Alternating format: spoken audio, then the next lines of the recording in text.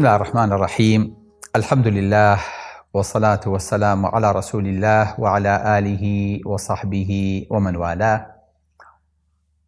لا بابتي خيرا أتشين خزمتي پێشبڕکێ بزانین خێر پێشبڕکەی تایە ئەکرێ ئینسان خێر بکا و پێشبڕکێشکا هاوکات بەڵێ بۆیە خوای گەورە وامان فێرەکات کە دایمە پێشبڕکێکانمان بۆشتی گەورە بن لەسەر ئەرزوو بۆ دنیا و بۆ گەیشتنە قەدێلەکە نەبێت بەڵکو پێشبڕکێکانمان بۆ ئاسمان و بۆ بەرزبوونەوە و بۆ دەرەجە و بۆ بەهەشت بێ.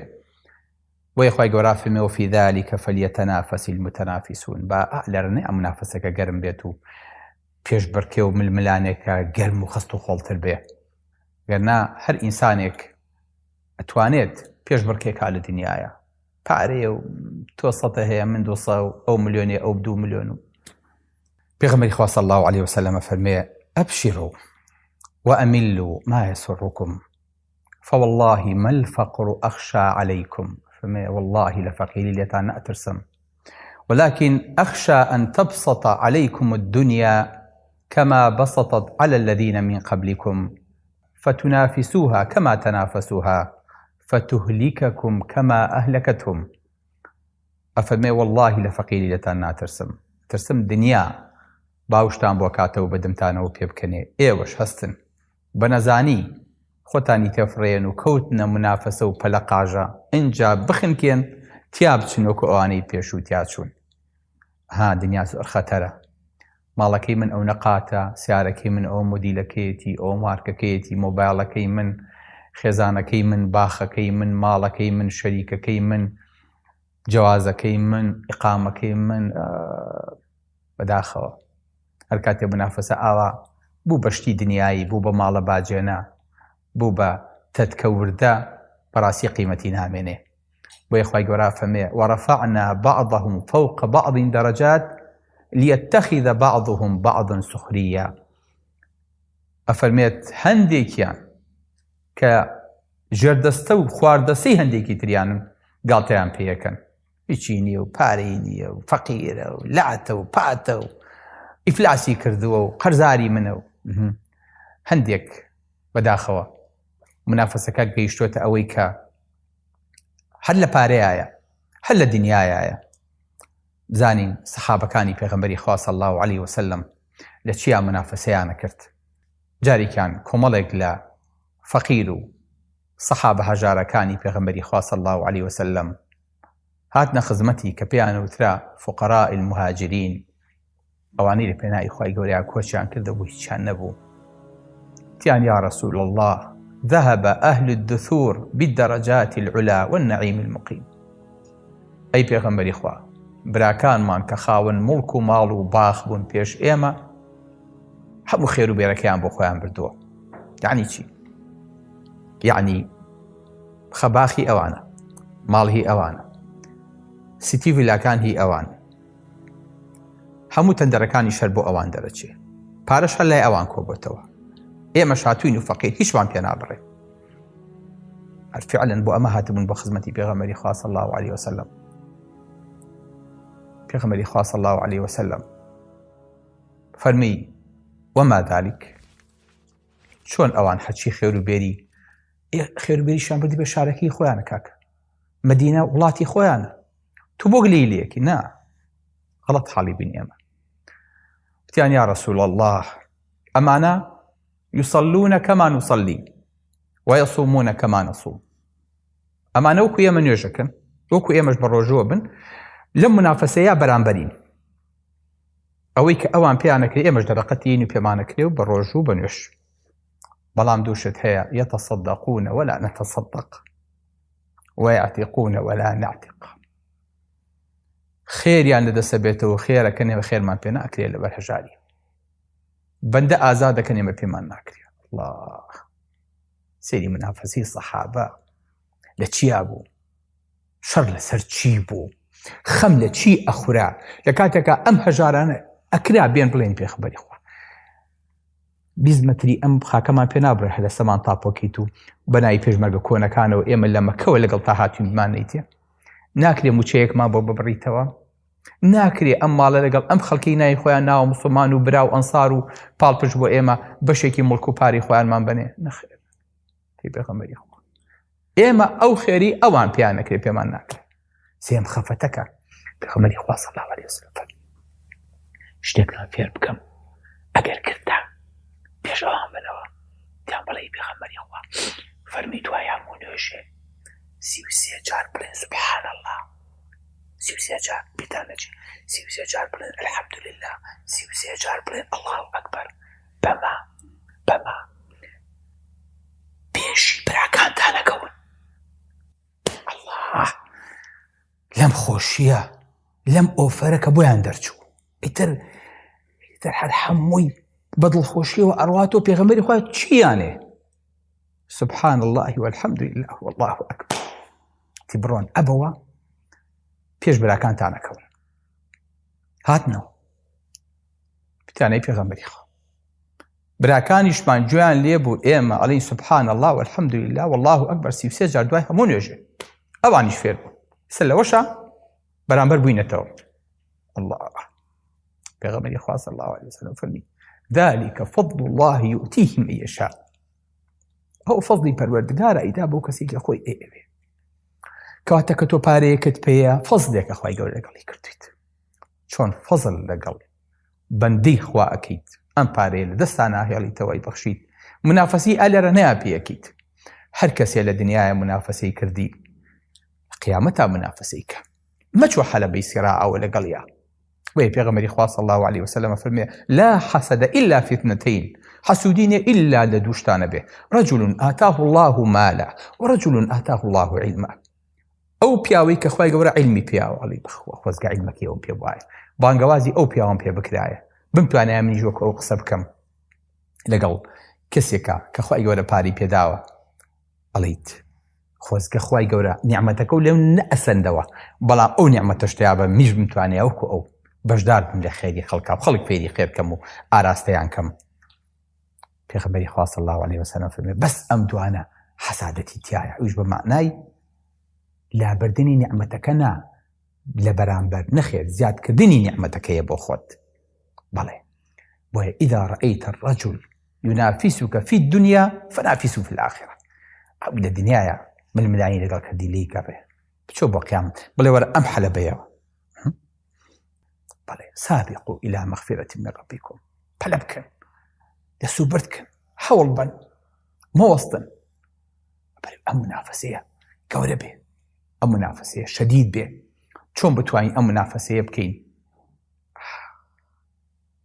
ئەمە دایمە منافەسی بوو لەگەڵ ئەبوو بەکرە خۆیان لە ڕازی بێ منافەسەیەکی زۆر شەریفانە لەسەر پۆز بوو نەخێر لەسەر وەی کە ئەو ئەرزەی کە درابوو بە ئەبوو بەکر لەوەی عومەر زیاتر بوو نەخێر لەسەری موچەی ئەو لەو زیاتر بوو نەخێر لەسەری ئەو حیمانی کە بۆ ئەو بڕابووە ئەو سیارەنی بۆ ئەو کڕابوو لەوەی عومەر زیاتر بوو نەخێر فەرمێ عومەر خۆی جێڵێتەوە فەرمێ جارێکیان پێغەمبەری خوا ئەمری پێکردین بەخەیر فوافق ذلك عندي مالا منیش خوا ڕەحمی پێکردم لەو کاتیا پارەم هەبوو وتم اليوم أسبق أبا بكر خوا أمره أبي أبو بكر بيش بمو إن شاء الله أم بيش قوتنا چەند خۆشە ئەم پێشبڕکێ چەند شەریفە چەند گەورەیە چەند ئومەتی ئیسلامی شانازی پێیەکە و ملێ باتە کەشکەڵاتی فەلەک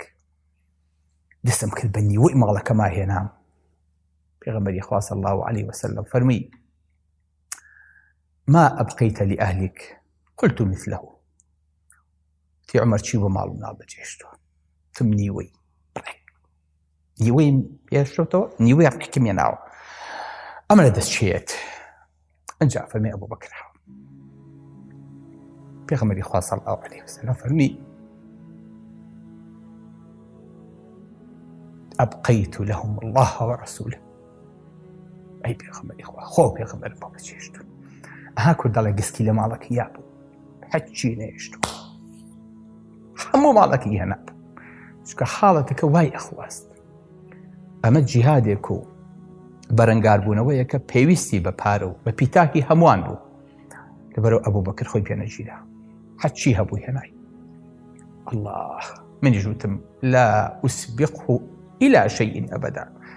بەخوا ئەبوو بەکر تەواو من تەسلیم بووم، تۆ یەکەمە من دووەم لەمە دووە قەت پێش ناکە و منافەسەش ناکە. کۆڵڵە چۆن بتوانین ئاوا بین، چۆن بتوانین سەحابە ئاسا لەسەر ئەمە منافەسە بکەین، لەسەر ئەم خێرا چۆن بتوانین. ئەزانیت باوکی من ئەزانی چەند قورسە تۆ هیچ بۆ ماڵ و مناڵ بەجێنەیەڵیت، بەس بەدەم خۆشە بێنە بەرچاوی خۆت بچی دەست بەریت، ماڵەکەت هەمووی بێنیت، هەمووی بیخەیتە سەر پلێت، دیوارێکی ڕق و تەقیان بۆ بەجێ بێڵیت. بەخوا بەس بەدەم خۆش، بەخوا ئەمە بەس لە دەست هەبوو بەکریت. بۆی پێغەمبەری خوش دڵی نەشکان ئەیفەرمووی بیبەرە، چکە زانی ئەگەر هەتا ماوە ئاوا بژی لەو فەقیرەیە کە بەو تیجارەتە ماڵ و مناڵی ڕاهێنا بوو، بەو ناز و نیعمەتە لەسەر ئەو هەموو ئاڵتون و لەسەر ئەو هەموو دەوڵەمەنی ئەبوو بەکر موسڵمان بوو، ماڵ و مناڵی زۆر بە ناز و بە شوێت پەروەردەکردە بوو، بەڵام ئێستاکەنا نانی ئێواری بۆ بەجێنهێشت. زانە چەند سەخت، زانە چەند قورس. ئیدی باش ئەمە بە دەوڵەمە نەکرێ بە تاجی دەکرێ مامۆستاوەکو خۆ باس کرد. ئەی فەقیری داماو چی بکە؟ نا پێغەمبەری خوا صلی الله علیه وسلم فەرمێ رب درهم سبقت ألف درهم. لەوانە یەک درهەمێک پێش 100 درهم بکەوێت. یعنی چی مامۆستا؟ پێغەمبەری خوا صلی الله علیه وسلم فەرمێ درهەمێ؟ نا ئەفەرمێ رب درهم سبقت 100,000 درهم. یەک درهم پێش 100,000 درهەمەکەوێ؟ بەڵێ بە چ قیاسێک؟ پێغەمبەری خوا صلی الله علیه وسلم بۆمان شوڕەکە بۆی کە فەقیریش دڵی خۆی دانەمێنێ، بەڵێ جا من تاکفرە من لەگەڵ منافەسەیە تەعازە من لە چیم پێیەکرێ. ئەفەرمێ پیاوێ 2 درهەمی هەیە، دانەیەکیان لە پێناوی خوای گەورەیە ئابەخشێ. ئەم درهەمە زۆر بە قورسی لەدەستێ بێتەوە، چونکە ئەوە یەک هەفتەیە عەرەق ئەڕێژێ هەتاوەکو ئەم درهەمەی وەرگرتووە لە کرێکاریە کە ئەیبەخشێت. زۆر قورسە، زۆر ناڕەحەتە.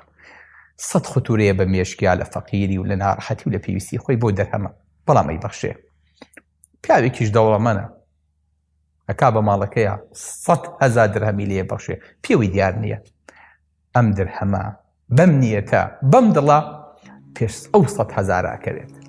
ئۆفەرێکی تایبەتە بەس بۆ ئەمە بەر هەموو کەسێک ناکەوێت.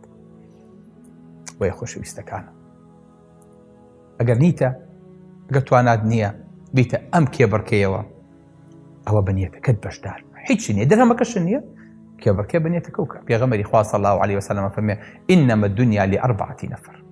دنیا بۆ 4 کەسە، رجل آتاه الله مالا وعلما. ئەفەرمێت دنیا بۆ 4 کەسە، دقت بن. پیاوێک خوای گەورە علم و پاری پێداوە، ئەیبەخشێتەوە، لە خێرا سەرفێکە، سیلەی ڕەحمی پێگەێنێ، لە پێناوی پەروەردگارە. ئەمە بەرزترین پلەی هەیە لای پەروەردگار. الله ئەمە زانی چۆن بژی، ئەمە عەقڵانەیە. ئەوانە عەقڵ نین کاڵین بەخوا لێزانە، ئەزانێت چۆن بژی، ئەزانێت چۆن خۆی ڕێخانە. ئەمە لێزانە کە ئەزانێت چۆن خۆی لەگەڵ خوای گەورەیە ڕێکەخا. بزانیش لە ئەخیرا گرمشی باتەوە. دووەم رجل آتاه الله علما ولم يؤته مالا قال لو أن عندي مالا لعملت بعمل فلان. پیاوێکیش خوای گەورە بەس عیلمەکەی پێداوە، بەڵام پارەی نەیاوەت. خۆزگە منیش من بواە وەکو فڵان کەس دەسمە بواە لە خێرە، بڕۆ بزانە مەشروعی خەیری کردوێتەوە، بڕۆ بزانە خزمەتی ئەهلی عیلمەکە، پارە ئەدا بە داعیەکان، بڕۆ بزانە چی کردووە ئەم هەموو مؤسسەی خێریە خزمەتی نەخۆشەکە، بڕۆ بزانە چی کردووە. منیش بەداخەوە آخر من خۆم چیم هەیە تابی بەخشم، خۆزگە منیش هەم وایە وەکو ئەوم بکردایە. فهو بنيته وهما في الأجر سواء. بەس بە نیەتەکەی گەیشتێ، ئەڵڵا ئەمی شۆ پاڵ ئەو ئەڵێ خۆزگە هەم وایە میژ وەکو ئەومە کرد. سێمیان رجل آتاه الله مالا ولم يؤته علما. پیاوێکە بەس پارەی هەیە بەڵام دانایی پێ نەبەخشراوە، پارەکی تەخشان و باشانە کات، لەولاوە پێنجژمەیەکە کاتەوە، لەولاوە مەسبەحێکە کاتەوە، لەولاوە شێلانێکە کاتەوە، لەولاوە لەش فرۆشیەکە کاتەوە، لەولاوە خراپە، لەولاوە تیجارەتی عارق، لەولاوە هەرچی خراپەیە دەسی بۆ ئەبە. ئەمە خراپترین مەنزڵی هەیە لای پەروەردگار، ئەچۆ بەناخی ئەرزاق، قار و ناسا، لەمانەوە نزیک نییە. بەڵام چوارەمیان ئەوەیە کە وەکوڵێ وەکو لەشفرۆشی ناشرین و قمارکەری مفلیس نەپاری هەیە نەعەقل و علمیشی هەیە ئەڵێ ئەگە پارەمە بوو منیشە موشەیەکۆ لەسەر ڕێمڕامەوە بووە نەمزانی سەفەری دینیام لێ کردو بۆ خۆ منزانی چۆن لەسەر ێژیم هیچیشی نییە بە خەیاڵ بەڵام چونکە عەقڵەکەی نییە تەمەنای چیەکە تەمەنای ئەم پیاوەکە کە چۆتە حەضیضەوە لە سنووری ئینسانی دەچۆتە چۆتە ڕیژی ئاژەڵەوە ئەبین خوای گەورە چۆن تۆڵە لەوە ناکاتەوە ئەزانین چۆن لە ماڵەکەی خۆیانە بە جەڵتە و بە ڤیاگرا و ئەبن بەژێر سەختی ماڵەکانیانەوە